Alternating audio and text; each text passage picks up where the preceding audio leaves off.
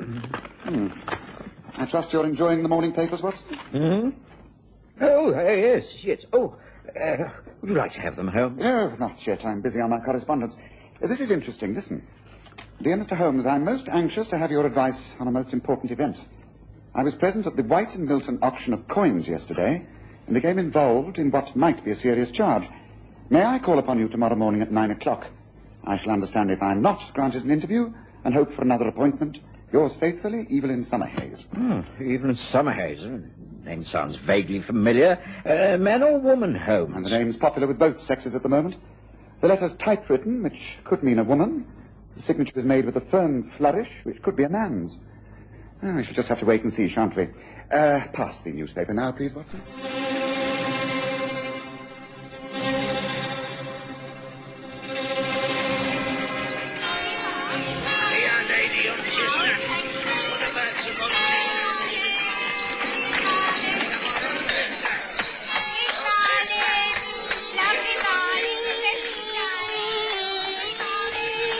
We present the stories of Sherlock Holmes.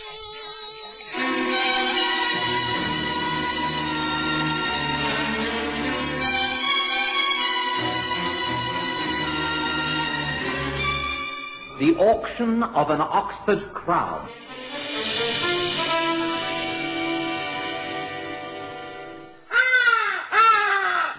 Enjoy the best of both worlds. Only 2 hours drive from Johannesburg and Pretoria and half an hour by air.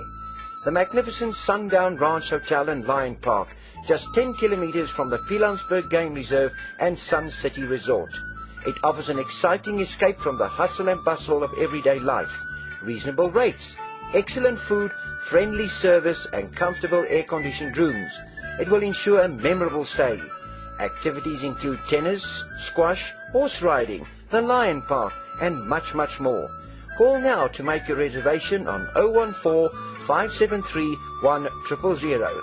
That's 014-573-1000, or visit their website at www.destinations.co.za/Sundown Ranch. The Sundown Ranch Hotel and Lion Park. 2 worlds in one.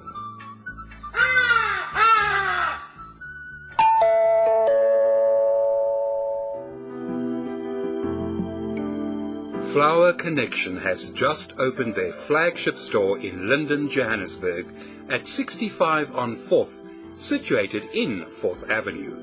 For fresh cut flowers, plants and florist accessories at wholesale prices, come to Flower Connection. Our Florist Academy is well known for its courses and flower arranging lessons. Give a unique gift this Mother's Day, a flower course. We supply all flowers and materials. Remember, instead of giving one bouquet, the flower course will be a gift for life. Call Jenny on 076 951 9449 or visit our website at www.flowerconnection.com.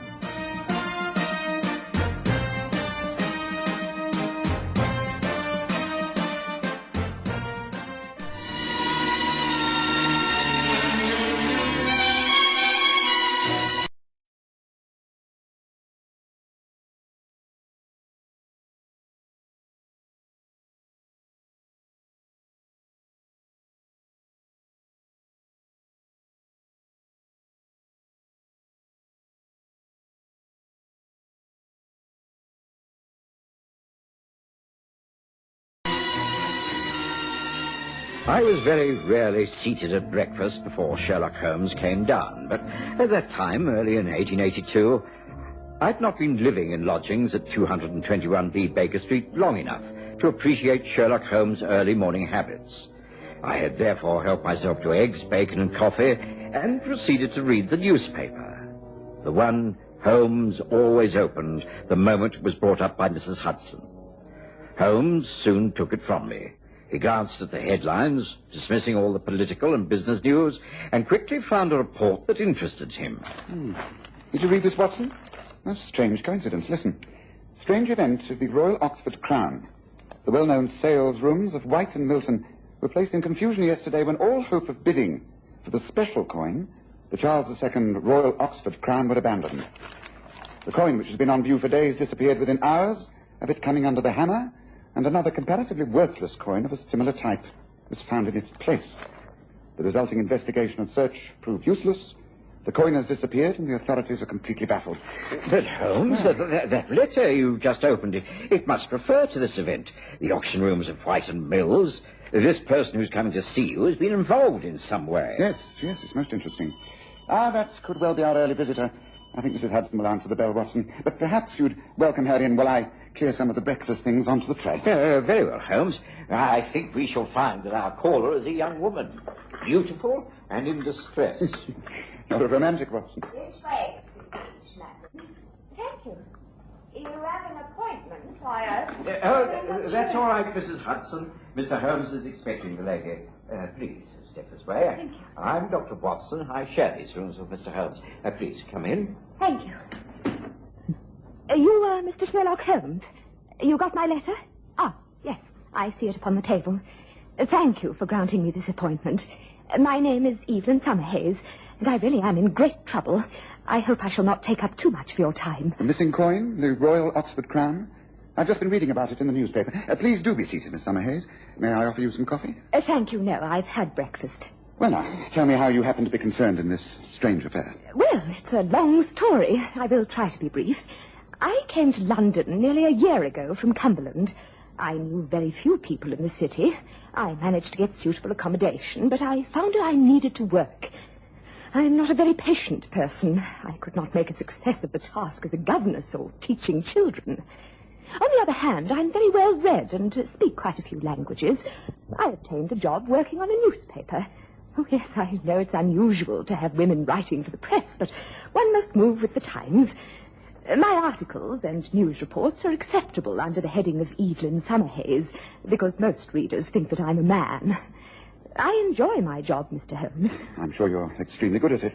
And was it as a newspaper woman that you went to the auction rooms? Yes.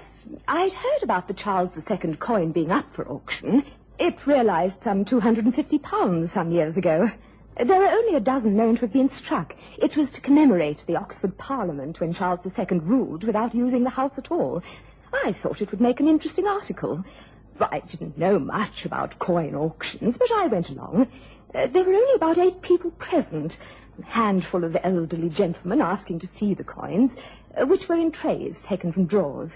Each coin had its own separate box in the tray. I obtained a catalogue and looked up the Oxford Royal. It was lot number 28. I thought it was a good opportunity to view the coin in detail, and so I called for that particular tray. May I view lot 28, please? Tray with 28 to the lady at the center of the table, please. Thank you. So this is the famous Oxford Royal. Most interesting. Hardly seems any different from the others. You think it looks like all the rest? Oh, I'm sorry. Yes, you read my mind. It does look quite ordinary. Compare it with others from this trade, for instance. You will find it is quite different. Regardless of the age of the coin, the metal itself shows a different color, and the weight is quite extraordinary. You see? Yes, of course, you're right. You are obviously not a collector. Others around this table have no need to even hold the coin to tell you these things. No, I don't collect coins, although I have seen many coin collections. I haven't taken all that much interest until now. How long do you think it'll be before this lot is auctioned? Oh, an hour, I should say. That is if they start straight away. Please will the attendants collect all trays on display. Thank you. Oh, I'm terribly sorry. That's all right. Here, take the tray, attendant. Very well, madam. We will commence with lot 1. If you consult your catalogues, you will note the history of these coins, which make up the Downsbury collection. They were originally... I sat fascinated as the auction proceeded.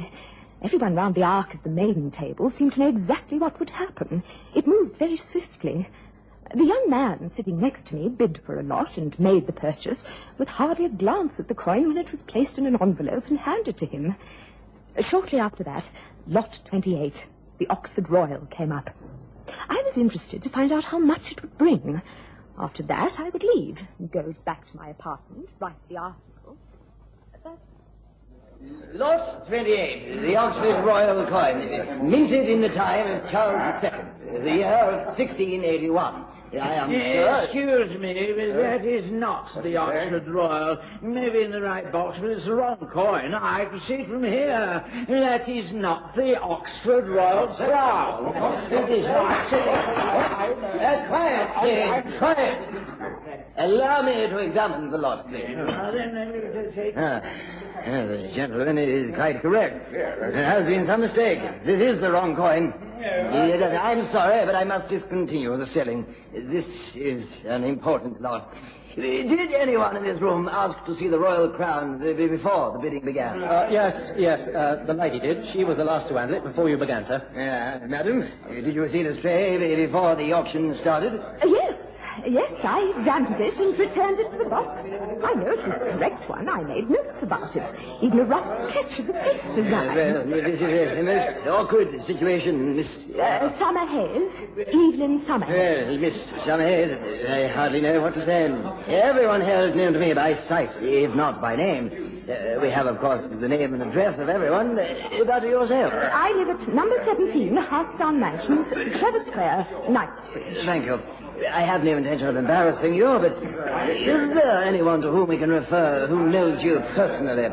You must understand that this is no reflection upon yourself. It simply places you on the same terms as the gentleman. If you care to refer to the editor of the Evening Star newspaper, he will give you any references you may need. I don't see that I can help more than that. If you have any ladies on the staff, I'll be agreeable to a personal search of my clothing and handbag. I presume that the gentleman will also raise no objections to the giving to similar people. Order, please! Order! Now, please, this must be conducted in a decorous manner. I am afraid I shall have to get in touch with our solicitors and perhaps inform the police. Meanwhile, will you all please remain seated? There was no confusion. It was all too orderly and civilized for that. Nevertheless, I remained until the end. I was the last to go, having made a written statement. The orderly who showed me out reassured me by saying muddles like this had occurred before, but I'm still very much under suspicion as a thief. Can you advise me, Mr. Holmes? This could jeopardize my whole future. First, a few questions. The young man sitting next to you, did he speak to you again that morning? Yes, he hung about after the others had gone and wished me well. He hoped I wouldn't be detained. I see. Now, when he suggested, before the bidding began, that you compared the Oxford Royal with a coin from another tray, was there at any time a slight confusion? Did you, for instance, drop any of the coins? Well, why, yes. Yes, I think I did. Yes, I was a little embarrassed by the young man's attention, and I dropped the coins in the box. But I picked them up and placed them back immediately, of course. But could you, quite inadvertently, have returned the coins to the wrong boxes? Transposed them, for instance? Now, think carefully, Miss Summerhays. Is such a thing possible? Why, yes. I was confused. I could have done so, I suppose. Yes, that is quite possible. Mr. Holmes, is that the answer? No, I don't think it is the answer at all. But I do think it could be the beginning. Would you like me to investigate the matter from now on, Miss Summerhays?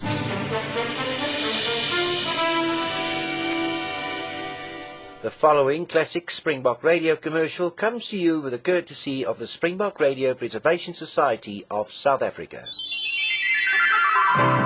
New Pepsodent has Earlium, an amazing discovery that actually polishes teeth so sparkling clean and white, dulling film can't find a hole. Feel the difference with your tongue.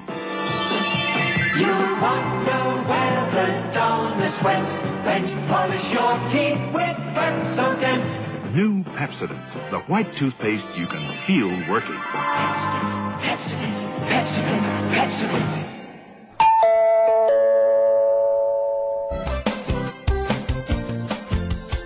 Looking for space to hang and dry your washing? Washline distributors have the solution. Their rotating and fold-down wash lines take up the smallest spaces. Ideal for townhouses, simplexes and balconies at affordable prices. Galvanized or powder-coated and available in 5 different colours. For 24-hour delivery, installation, reliable and friendly service, phone Washline Distributors on 011 792 2486. That's 011 792 2486. Wash lines for every space and need. Miss Summerhayes' reaction to Holmes' suggestion was one of great pleasure. She protested that she had merely come to him for advice, that this was a case far too minor for his attention, and that she'd be unable to pay for his services. All these doubts Holmes brushed aside with a wave of his hand. He was intrigued, like a student being set a mathematical problem. He was determined to find the correct answer, and as quickly as possible. I half suspected that already he was way ahead of us and had formed a possible theory. Evelyn Summerhayes was caught up by his quiet enthusiasm. Well, it's most generous of you, Mr. Holmes. Naturally, I wish to clear myself of all suspicions and get to the bottom of the whole matter. Good. Then let me continue with my questioning. There was a search of sorts, I imagine. I mean, the trays must have been examined, the areas around the table, the floors, etc. Oh, yes. The auctioneer, a gentleman named Dukes, was very thorough. A few officials arrived and asked interminable questions. This must have meant that everyone left the seats they were occupying. Yes, tell me, Miss Summerhayes, did you return to the same chair once the search had been concluded? Well, yes. But at least I think it was the same chair. Ah. Now tell me, and think carefully, can you recall anything happening at that particular time? Anything? However small and unimportant it may seem. Any little detail? I don't think so. Oh, just a moment. There was one small detail. I went back and sat in what I thought was the same chair, and then the young man who was talking to me earlier, he came along the same row, and he spoke to me again. Excuse me, but you are occupying my seat, I think. Oh, well, there are plenty of vacant chairs. The row is almost empty. There was nothing on the seat to say it was yours. No coat, pass. No, but, well, I like to sit in the same place, you see. Oh, please take your places. I must ask no one to leave until they have given permission. It has been decided to cancel the rest of this morning's selling. Miss Summerhayes, I wonder if you would be good enough to stay for a short while after the others have left. Then that was that. So, the young man didn't reclaim his seat. Splendid. Yes, it's all beginning to make sense. Fitting in like a neat jigsaw puzzle. I must confess that I cannot see it myself. Well, no matter. The whole point is that if you didn't remove the coin, then someone else did. And the only person who could have done so was the young gentleman next to you. Now, 2 questions. Do you know the man's name? And do you know the number of the lot you say he purchased earlier in the auction? The answer to both those questions is no. His name was never mentioned.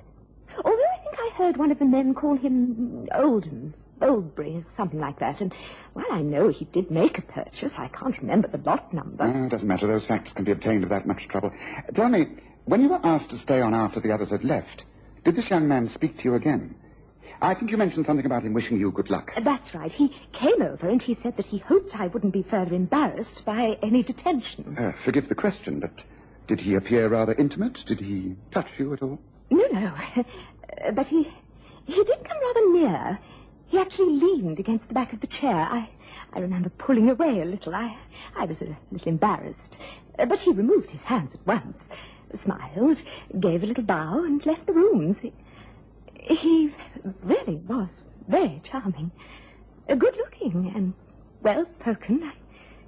I can't believe that he had anything to do with the missing coin. I think that there you were quite wrong. Right, Miss Summerhayes, I think that's as far as we can go on the case at the moment. Watson, I wonder if you're going in the direction of White and Mills this morning. They're in Wigmore Street. The owner of the rooms is Clinton White. If he and Dukes, the auctioneer, can grant me an interview, say, at 3:30 this afternoon, I shall be very much obliged. Yeah, I can go that way in my rounds, Holmes, yes. Well, certainly. Oh, that's all, I think, except for one question, Miss Summerhayes. What is it, Mr. Holmes? Why are you doing all this? I beg your pardon? You are the daughter of Milton Summerhayes, are you not? You mentioned earlier that you came to London from Cumberland. That is where the Summerhayes live. They've had lands there since the time of William the Conqueror. I can easily look up the history in Who's Who and Debrett. You are related to that family, are you not? Yes. Lord Summerhayes is my uncle. He is also a very well-known collector, stamps and coins. So what are you doing working for a London newspaper, eking out a living and staying in Knightsbridge? Why, Miss Summerhayes? It must seem very strange to you, Mr. Holmes, but as a famous detective, I have no need to point out to you the details of my personal appearance. I am 25, Mr. Holmes. I'm not exactly a beauty, am I? I've always had an unfortunate face, and my figure is large and ungainly. Oh, no. Yes? There is no need to be polite. I am an ugly woman. I am also quite a rich one. I've had many men try to become attached to me, and in every single case it has been for my money. I made up my mind that I would not be used in this fashion. I would not let my life slip by. And so I came to London to try to prove to myself that I am a person of some worth and intelligence who can be independent and worthwhile. I'm sorry. I'm afraid you have made me speak too freely about myself. I apologize, Miss Summerhayes. Please don't be upset. I'm sure you will be successful in working out your personal problems. You are a woman of great courage and determination. You will not fail. You are greatly to be admired. Thank you, Mr. Holmes. May I go now, please? Of course, I shall be available at my home address or the offices of the Evening Star if you should need me. I don't think I shall trouble you again. But rest assured, this whole matter will be cleared up quite soon, and there will be no more trouble. I promise you that. Good morning to you, Miss Summerhayes. After Miss Summerhayes left, Holmes hurriedly scribbled a short note to the owner of the salesrooms in Wigmore Street, Clifton White, and I left for my rounds. I was able to deliver the note quite early, and although I missed Holmes at lunchtime, I was determined not to be left out of things. And so, at 3:30 that afternoon, I made my way back to White & Mill's salesrooms. Holmes was already there. Ah, Watson, I had an idea that you would wish to join us. Let me introduce you. Clinton White, Dr. John Watson. We made ourselves known earlier in the day. Glad you could come back, Watson. This is a most delicate affair. Things have often gone wrong in this business, but we've always managed to hush things up. I hope there'll be no trouble this time, no publicity. I mean, the lady from the newspaper. There will be no trouble, I assure you. Now, Watson, to give you a clearer idea of our position, we know that the gentleman who sat next to Miss Summerhayes and engaged her in conversation quite a few times was a Mr. Derek Olmsted, who lives in Portman Close. It's very near here, and I've sent a message round to him. I expect him at 4 o'clock. That gives us half an hour to finalize things. Mr. White, would you be good enough to show us to the room used yesterday for the auction? Of course, this way. It is locked, of course. Will be until next Saturday. Through here. The place has been cleared and cleaned, as you can see. All the chairs have been placed to one side. Yes, in neat rows. Let me see. Yes, I think there will be no trouble at all. I imagine that while you do not wish for publicity, the fact that the public is now made aware of the Oxford Royal Crown, interest in the coin will boost its value. You will get a better price? Fortunately, yes. That would be the case if we can regain the wretched thing. Oh, no difficulty in that. Here you are. Here it is. Mr. Holmes, this can't be... But it is. It is the Charles II Oxford Royal. But this is miraculous. Oh, not at all. It was neatly hidden beneath the seat of that chair. They're all identical, of course, but there's a mark on the back of one, a number 28, scratched on the top of the wooden frame. There, so you have the precious coin.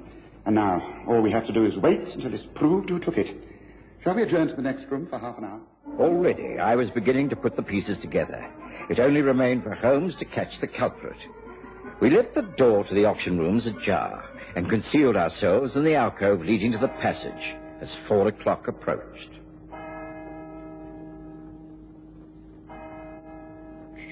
There you see the door is opening slowly.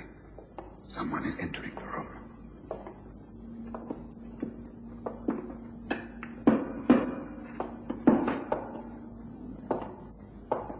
Stay exactly where you are and don't move, please. Who are you? What are you doing here? My name is Sherlock Holmes. I have no need to ask your name or what you are doing here. You came to collect the missing Oxford Royal, didn't you? Will you please produce the coin you have just placed in your breast pocket? I don't know what you're talking about. I came here to see Mr. White. I left some gloves here, and... It's no use, Olmsted. Holmes has explained exactly how you bought a quite ordinary lot at the auction yesterday, knowing it was the royal crown. Now, kindly produce that coin. Oh, very well. Here you are. But I bought it legally. I took only what you sold to me. I didn't switch the coins. No. You simply noticed that Miss Summerhayes did, and so you took advantage of the fact. When people were searched, you had to conceal the coin, so you slipped it into the crack beneath your chair seat. Later, you tried to get it back. But you couldn't. The lady was occupying the place. So you had to mark the seat to identify it and come back later to collect it. Well, it's now your decision, White. Do you prosecute this man or not? Well, I don't know. Here, please take the coin. Take it back. You'll make far more money on it now than you would have done yesterday. Please, think of the publicity. And I shall be a ruined man. Please take the coin. No, you can keep it, Olmsted. You didn't think we'd take a chance like that, having found the real one, do you? This is simply 2 pennies stuck together. Keep it as a reminder that honesty is always the best policy.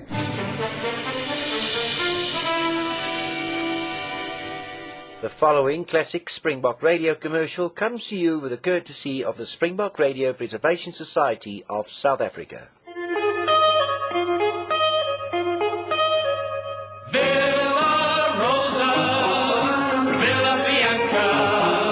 Villa Rosa, the gay red wine. Villa Bianca, the sprightly white. Villa Rosa, Villa Bianca. Lively, exciting, the perfect complement to the perfect meal. The wines of good living.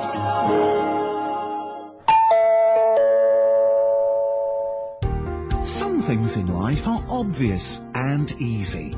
If you have a business providing a good service or selling a product, you need to let people know. But how do you do that? Easy. Just tell them here on springbokradio.com. Internet radio is about talking to people in their own homes. Your message becomes part of the sound they've chosen to listen to. To find out more about advertising on springbokradio.com, contact Dave Dupriya on Johannesburg 011 678 5176. Or for outside South Africa, 2711 678 5176. Or email Dave at springbokradio.com. We were able to reassure Evelyn Summerhayes that all was well. The coin had been recovered and was later sold at a highly improved price. We heard no more of Derek Olmsted. There was talk that he'd gone abroad, as Holmes said. He was an amateur criminal, really. I mean, what use was the coin to him? It's not like stealing a string of jewels, which can be broken up and reset and become marketable. A coin remains a coin. If he tried to sell it to a dealer, the whole crime would be exposed. No. A foolish, greedy young man. And Evelyn Summerhayes was right. It was hardly worth my notice. But it helped everyone concerned. And after all, it was all over in one short day, wasn't it? Oh, well, join me in a drink, Watson, and let's toast our next case of real crime. It's about time I crossed swords with a gentleman known as Moriarty.